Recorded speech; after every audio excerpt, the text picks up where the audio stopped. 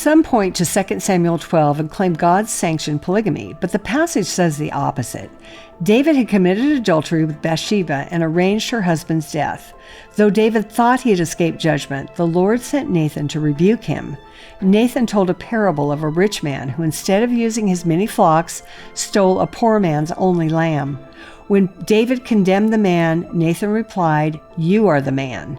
David's sin was not excused, it was exposed. He had taken another man's wife, just as the rich man took the poor man's lamb. Nathan rebuked David, saying God had given him everything, his master's house, the house of Israel and Judah, and even Saul's household. In the ancient world, that language was not about sex or marriage, but about royal succession. When a king died, his household, including his wives, passed to the next king as part of the throne's authority. And often the dead king's wives and family were executed to prevent rival heirs. But David had sworn to protect Saul's family. God's giving these women to David meant protection and provision, not marriage. Scripture never says David married them or had relations with them. So when God says, "If that had been too little, I would have given you more," he's not offering more women.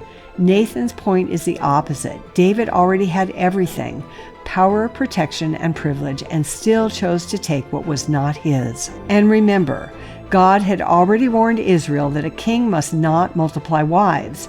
Yet powerful men ignored that warning, using polygamy to feed pride, desire, and control. In fact, look at the pattern. Stephanie Clark compiled this list using AI of the most brutal polygamists in history.